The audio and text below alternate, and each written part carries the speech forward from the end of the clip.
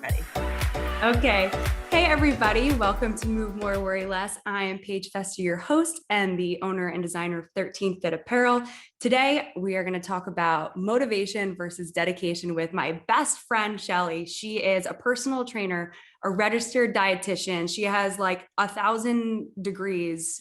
She has 500 certifications, including like NASM, rowing, Strong First. She has all the things, and her mindset when it comes to dedication and her drive is really awesome. So it's something that I want to share with you guys. So Shelly, if you want to introduce yourself and give a little bit of background on who you are and where you come from.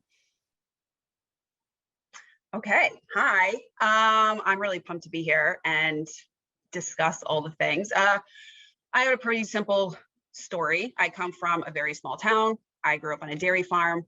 My family's very Leave It to Beaver. I played sports through college, through high school and into college. And I had a ton of injuries that kind of stopped all that. But then I got into personal training, and with personal training, I got into nutrition because it kind of goes hand in hand. And I just kind of kept flowing through everything and finding new things that I was interested in that I just felt was, good to have in my arsenal to,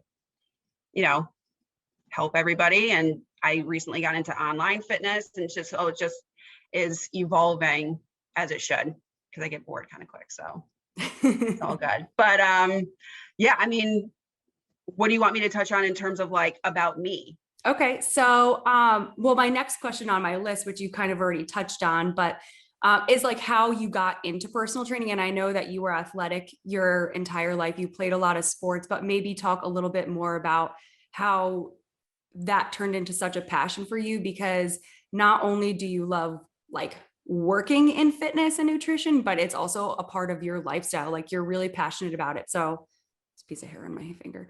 I don't know, just like talk about how, you got into it and all of that.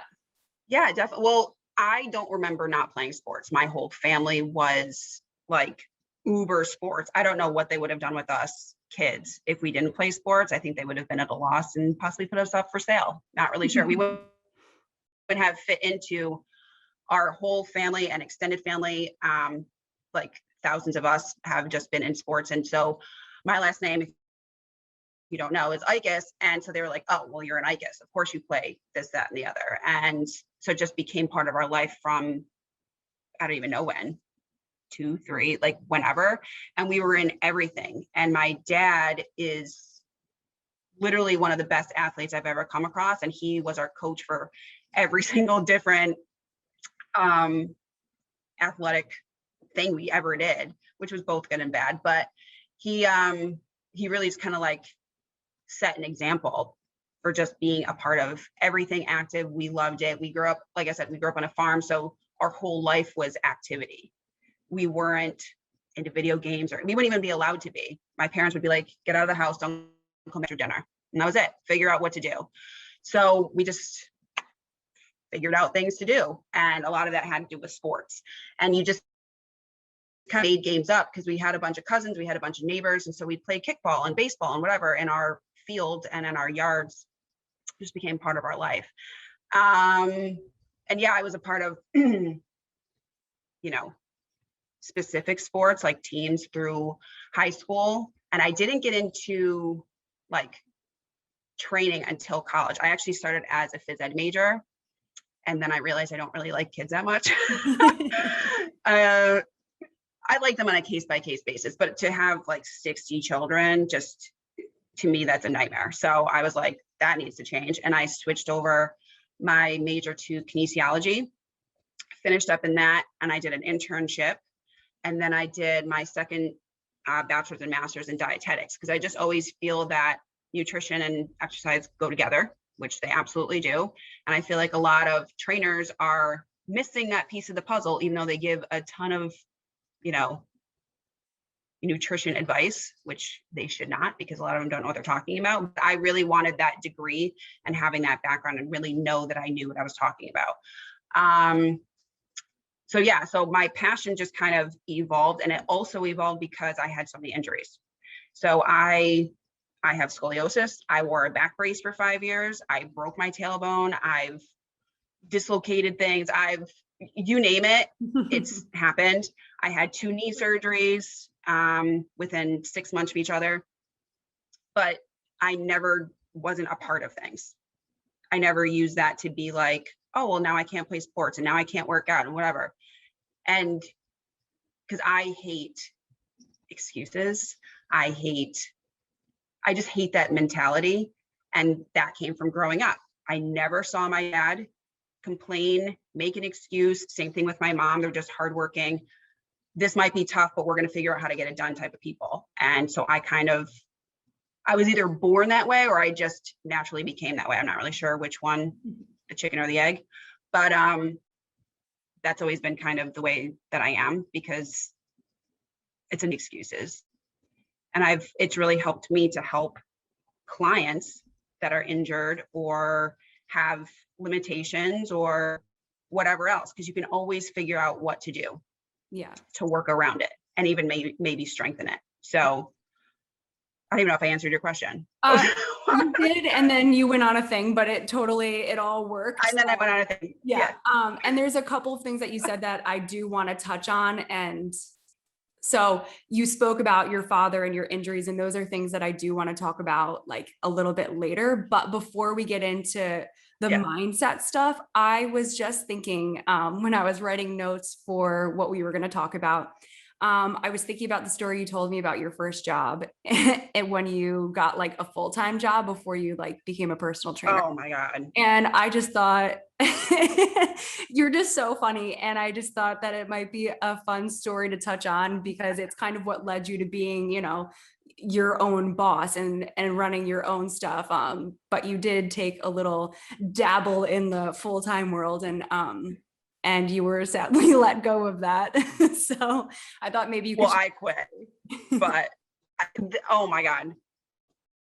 Worst experience ever. I fucking hated every second of it. So to let you guys know what I'm talking about, after I did my grad work and became a registered dietitian, I got a job I don't even know how I got this job, because they actually asked me to take the job. And I was 25 and I was head dietitian of all these different school districts. I don't know how I got it. Anyways, it was the worst because I just can't sit for that long. I don't know how anybody does it. And I lasted a solid 4 months. So like 5 minutes in the corporate world where most people are there for, 30, 40 years. I was the worst employee ever. I did my job, but it was the first time and only time I can remember in my life where when I did something, I didn't give like my 150%. It was, here's what happened. So I'm a negotiator, naturally, but the job was you're supposed to be there at like 8:30. I think it was till 5:30. And I was like, okay, but that was with a lunch in there somewhere. So I was like, okay, well, how about this? How about I come in at 7 and I'm gonna leave at 3 and I won't eat lunch. Like I was just like, I would do anything to get out of there. It was nuts. And I used up all of my sick and vacation days within like the first month and a half. I couldn't do it. And I remember the day I gave my 2 weeks was the happiest day of my life. And before then I had started because I was already certified as a trainer and I had some stuff like underneath my belt, but I didn't really get into it that much. But our good friend that I went to college with was in the city. My brother's a trainer too, and so is Mike. But so I would come into the city on the weekends and start getting clients, and then I would come back and blah, blah, blah, because I knew I wanted to somehow make that. So after I got to leave my corporate job, worst thing in the world, I went back to bartending because I bartended through college and grad school, and I still came into the city, and I lived with my brother and Mike for most of the week for like, I want to say like 9-10 months or something like that, which was a blast. But then when I got enough clients, then I could quit bartending. So I just basically kind of went back to the hustle. Right. But the corporate job, in your corporate job, didn't you give a presentation and you dropped the F-bomb like in front of like, Oh my God, yeah. That's the part I'm talking about. That's the funny part. Oh, I know that's what you're talking about. Okay. Sorry guys, I totally missed that one. But yes. It's like my first or second week there. I had to go to this team building thing. And two funny things happened. Number one, we were supposed to do this team building thing. You got like this mug and it said team player or some bullshit. But I got it by just like beating everybody like on purpose and not working as a team. So I thought it was kind of funny that I won that mug for being a team player at a team building thing, not being a team player at all.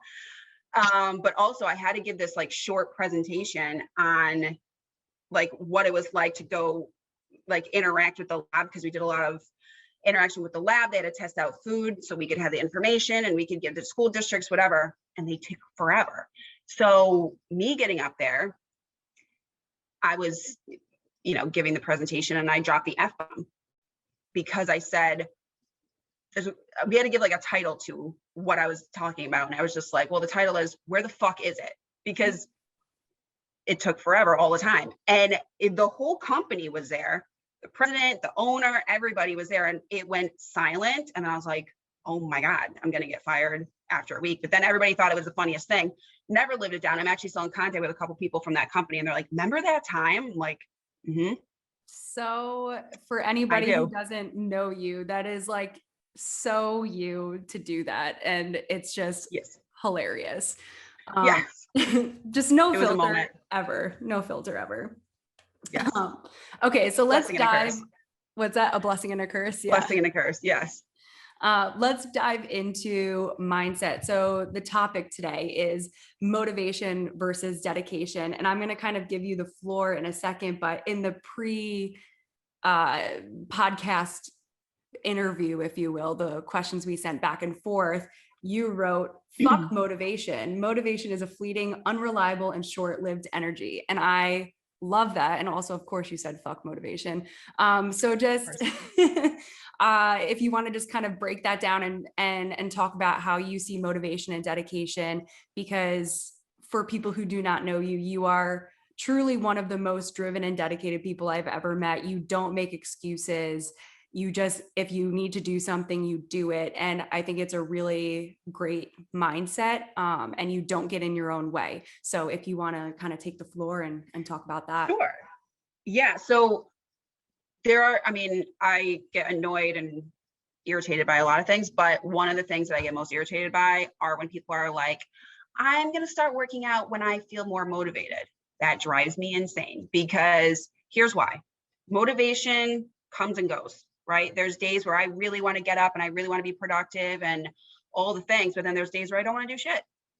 But if you only do things on the days that you want to do something, how far are you really going to get? Because I feel like people use the word motivation for very few things. They wait for motivation to work out. They wait for motivation to eat properly. But you don't do that to go to the job that you probably hate. You don't do that for taking care of your kids that are probably spoiled brats. You don't do that for the things that need to get done because they're just not options. But it's because you've programmed yourself to make them not an option. Because if you only went to work on the days you wanted to, zero things would get done. You would have no paycheck and you'd be on the streets, right? But people use that constantly in the world of fitness and health. And I just don't understand why that it's such an option. So that drives me crazy. Because what you need to build are habits and discipline, which then lead to dedication. It's just like anything else. Whatever you start to do and program your body to do and your mind to do, that's what you're going to do. So I have a harder time now. And people say this all the time. Well, you grew up playing sports. Well, you were always in shape. You were never fat. Like, I don't know what it's like to be unmotivated. Of course I do. Most of the time that I get up, I don't want to do my workout. I don't want to get up at 5 o'clock in the morning. Who the fuck does? Nobody. I'd rather sleep in. But I know that I'm actually going to feel worse if I do. So I don't. I do it for the after feeling that I know I'm going to have. Right? So that's what gets me up. The dedication is what gets me up, not motivation. That happens maybe 10%. Right. maybe. Yeah. So there's a huge difference between motivation and dedication. And you can't start when you're motivated. You have to just start with actions, because actions will breed all of those things, which will actually breed to more motivation, because you'll meet goals that maybe you didn't think you could ever meet, right? Once you meet those goals, you're like, oh, fuck, I didn't think I could do that. What else can I do? Right? So that's my problem with motivation. And that's why I think you have to take action and breed dedication. That's where it comes down to, and stop giving yourself so many excuses. Totally. Whenever I'm feeling like I don't want to get my workout done, I'm tired, or even like this morning, I've tried to shift my habits to waking up in the morning and working out. And I just have to remind myself, like, after I do this, I'm going to feel so much better. Like, this morning, I really struggled to get out of bed, but I was like, I know what the after is going to feel like. And a lot of the time, for real, in my head, I'm like, what would Shelly do? Because I know that, because I know that you wouldn't make an excuse. We went to Miami a few weeks ago, and it's like, we're hungover and like on 5 hours of sleep, and she's like, let's hit the gym. And I was like, for real? And we did. And was the workout the best workout we ever did? No, but we did it. And We did it without sneakers. yeah, I had no shoes. It was Who needs shoes? You don't, no excuses. I had no shoes. I Goodness worked anywhere. So, I mean, and I do think about like what you would do, because even when you were coming down to fly to Miami, you had an early flight. You were up at like 3 o'clock in the morning to get a quick workout in before you came. And I was considering not working out because I had to drive 3 hours. And then I was like, you know what? Shelly did a workout at 3 o'clock in the morning. Like, I can get my ass into the garage and like get my workout in, because like you said, it's not about being motivated. It's about keeping those habits. So my follow-up to this would be kind of words of wisdom or advice to somebody who really does feel like they rely on like that feeling of motivation. Like, how would you advise them to get out of that mindset and just turn it into a habit? I mean, the only advice I have for anybody that relies on motivation is to stop it and to literally just do something, right? Like, because it really is like you train your mind through action. A lot of times it's daily, habitual, purposeful, intentional actions. And that is what is going to change your mindset. So it's not necessarily about like sitting there and thinking nice thoughts and like doing whatever before you start anything. You're just gonna have to be like, I don't feel like doing it, but if I want change, I have to change something that I'm doing, because right now this isn't working, right? Your comfort zone, nothing happens, and you have to get a little bit uncomfortable. And it's uncomfortable for people to start doing something different, and that's okay. But you have to somehow just rip the Band-Aid off and just, I think people overthink things and overcomplicate things, right? You want to do something, you literally just have to take the first step. The first step is the hardest step to take. So I think when it comes to just changing your mindset, you have to just do something towards it. And then the next step is easier. And then the next step is easier. And every day you do it, it becomes easier, and you're less likely to let yourself off the hook. Right. Because I'll tell you what, when people talk to me and they're like, well, I worked out this day and then I took 2 days off, and then I worked out this day and then I took 3 days off because I went, that's never going to work. It's never going to work. You have to set aside time. It could be anything, 20 minutes. I don't care. 20 minutes, but set aside 20 minutes and fucking do it. Everybody has 20 minutes. Don't tell me you don't. I don't care if you have kids. I don't care if you work the night shift, day shift, no shift. Some people don't work, don't have kids, and still tell me they don't have time. What do you even do, right? But you have to just start with action, and you will surprise the hell out of yourself as to how much less you let yourself off the hook. Right. But every time you let yourself off the hook, it's even easier to do it the next time. Oh, I'll do it tomorrow. Oh, I'll do it later. You won't. Right. Tomorrow always turns into the next day. Yeah, it kind of works in both directions. Like, the more you do your workouts consistently, the more likely you are to do it. The more you let yourself off the hook, the more likely you are to do that. Yeah.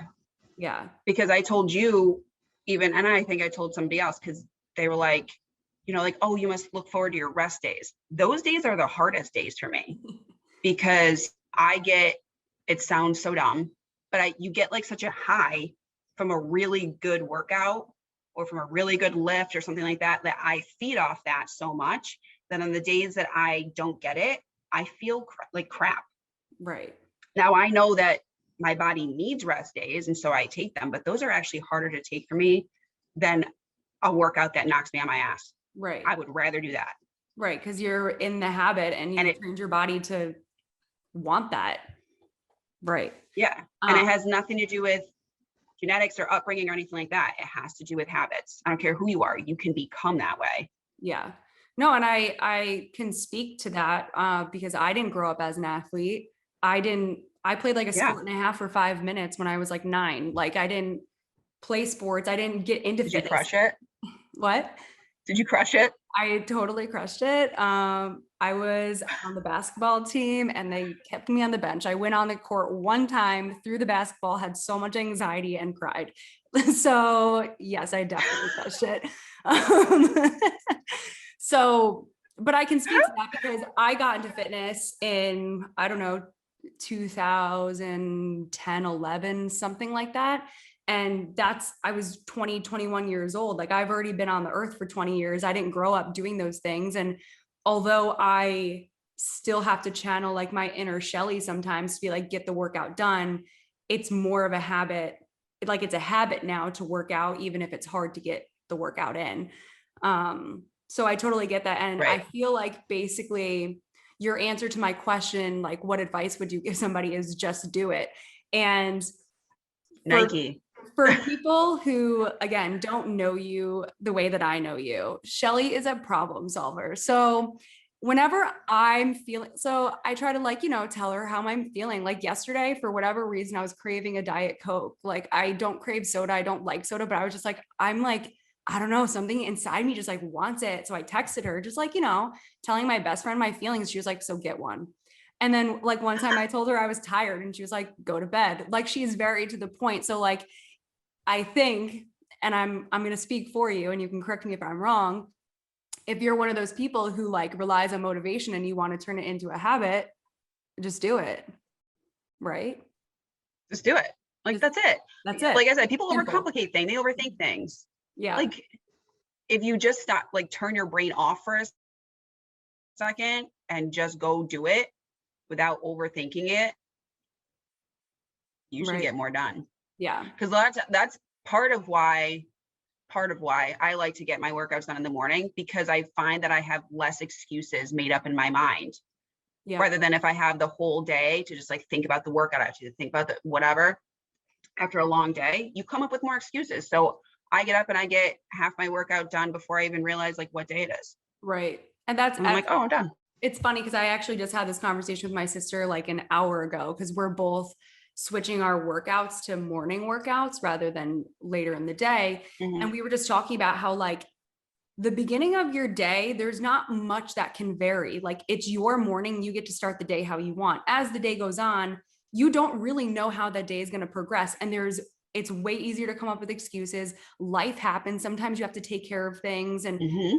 it just becomes easier to negotiate with yourself, like whether you can work out, how much you're going to work out. But if you switch your habit to the morning, and not saying people should or have to or whatever, but for me personally, and I know that this is how you live too, like if you get it done in the morning, you have the entire day to do whatever you want. And if something comes up, then something comes up and you're like, well, I already took care of myself this morning. So like I can continue on with my day and do whatever I need to do. So yeah, no, exactly. You have definitely more control. Yeah. First thing in the morning than you do in the afternoon or at night. For sure. For sure. Yes. So I want to talk a little bit about excuses, because I know how much you love them.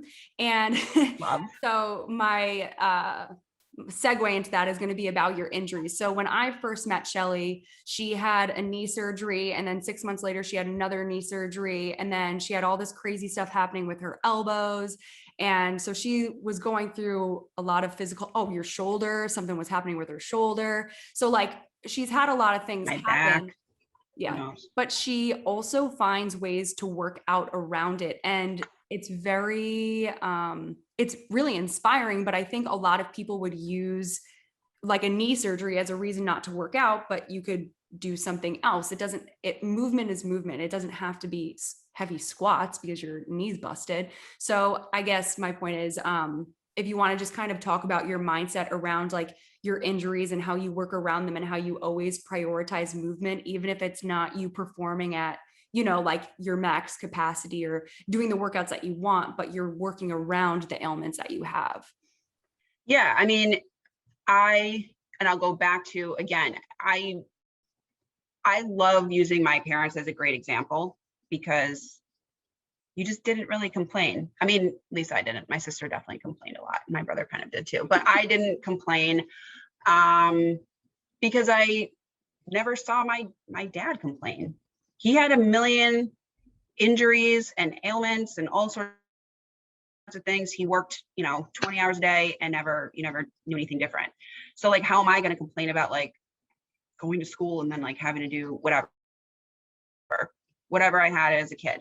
But anyway, so I grew up with that mindset, and I just find it super annoying when people make excuses. So I would never want to be that person either. But with my injuries, it wasn't fun. I didn't like being injured, but it was kind of fun to be a little bit creative. You find ways around it. I didn't have legs to work with. Cool. All right. I'll focus on my upper body. I'll get that really strong. So I did a ton of bench. I did pull-ups. I did seated things. Like, you just figure out a way around it. And it's amazing how many things you can still do. But you're right. A lot of people use it as, well, I sprained my ankle, so I can't. All right. You have like 100 other things on your body that you could be working on. But people hide behind that a lot when it comes to movement. So I found it really challenging, but in a good way. And it made me stronger, not only mentally, but I got to work on things that maybe I had neglected later or before. But with the mindset of excuses, I just don't like them. I don't really know what else to say, but I just don't really like them. They get you absolutely nowhere.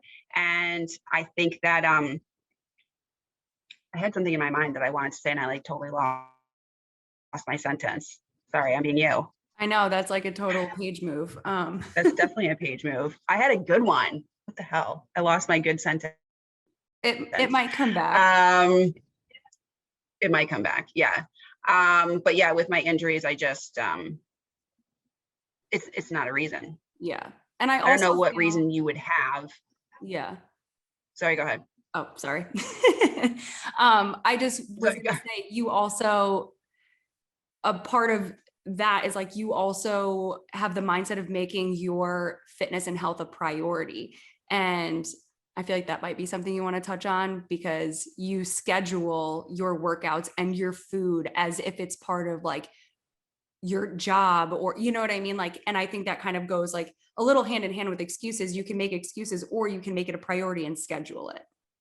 Well, right. I mean, it is part of my job, essentially. So yes, but that also comes down to, the habits and the discipline and all that kind of stuff. Once you start doing it, it just becomes part of your life. It just becomes part of who you are. It's definitely a part of who I am 100%. And like, when we're like, we went on vacation, we're going to work out. Whenever I do go on vacation, I'm going to work out, not because I'm not going to have a good time. After we're done with the workout, we're going to get cocktails, but first I'm going to get my workout in. Right. And I'm still going to eat, relatively well, but I'm also not afraid to have, stuff that I really crave, like pizza or whatever. Like, you have to have a balance, but it has to become a priority in your life where that's the majority of what you do. It's the same thing. Like, when people kill themselves to look good in a bathing suit to go on vacation and then gain 10 pounds, that blows my mind. I don't understand how that even works. So then you got to come back and do it again. It's that up and down. But if you make it a consistency, even when you're injured or even when you're sick or whatever, you take care of yourself, your body's going to take care of you. It really just comes down to that. And so I came back after injuries, and I'm pretty much as strong as I was beforehand, because you work little by little, you do what you can, and little by little you get to do more. But the excuses, I just don't see where I just don't see how anybody would think that they're going to get you anywhere. Right. Totally. And so they just drive me insane. I think that's completely valid. And just kind of talking about the whole vacation thing, going on vacation with Shelly is like so awesome, because it kind of gives you, you don't have to go on vacation with Shelly to feel this way, but it's just nice because it's everyone's going on vacation, I think. Everybody DM her, ask her for vacation. But it's like finding that balance, like you're saying, like you're allowed to indulge and enjoy yourself, but that doesn't mean you have to let go. Like make healthy choices where you can, make your body and your health a priority. And I can't say I do that every time I go on vacation, because it depends on who I'm with and what I'm doing, and what is my priority at that moment. Like sometimes I have 3 days with my family that I haven't seen, and I might not prioritize a workout. It depends on the situation, but it is valid to say, like, make healthy choices where you can, and like still like don't ruin everything that you've worked for, with the excuse. Right. Exactly. No, I definitely have days where I don't work out, and that's okay. Yeah. Right. But it can't be the all or nothing mentality. Right. Because even if the movement is like you go for a walk that day, or like go for a quick bike ride. Some days I'm like, I want to take an active recovery and I go for a 30-minute bike ride, but I'm still giving myself, those 30 minutes to move. It might not be an intense workout, but I'm doing something, and it's better than doing nothing. Totally. Definitely. Yeah. I agree. Okay. So I have one more question for you. And then if there's anything else that you want to like say that you haven't said, you're more than welcome to. But this is kind of how I like to close out the podcast, even though I forgot to do this on my last interview. So sorry, Ellen, who was the last episode. My question to you is, and for people who've been listening to the podcast and have heard me say this a couple of times, the reason Move More, Worry Less is a thing, and it's like the name of our podcast, and it's on our shirts for 13th Fit Apparel, is because it's advice that I gave to my younger self a while ago. So my question to you is, if you could give yourself advice, and it could be past, present, or future, what would it be? Give myself advice? Mm-hmm. Like my younger self? It could be your younger, it could be your future, it could be your current. Just kind of like words of wisdom to yourself. Because, like the whole thing is, it's easier said than done. So like, what could you, tell yourself? There's a lot of advice I could give myself. That's another episode. Stay tuned for that one. That would be an interesting one. I would say my advice for myself is just to, and this sounds stupid piggybacking what you're saying, but don't worry so much. I worry a lot growing up. It might not always have shown. I think I hide it pretty well, but I've definitely come into my own in the last, say 5-6 years or something like that. And I worry less. That's good. So I would say, I didn't really think that it was going to come out like that, but literally I need to worry less, and also just kind of like move enjoy. More. Maybe I should move more. Maybe. Where did I hear that before? So I would say worry less, but also and I've been really trying to do this for the last while. I don't know how long, but enjoy the moment, because we're always waiting for the next best thing. Oh, I'll be happy when this happens. Oh, I'll be happy when this happens. And we are always pushing forward and really forgetting that where we are is probably a place that we had hoped to be before.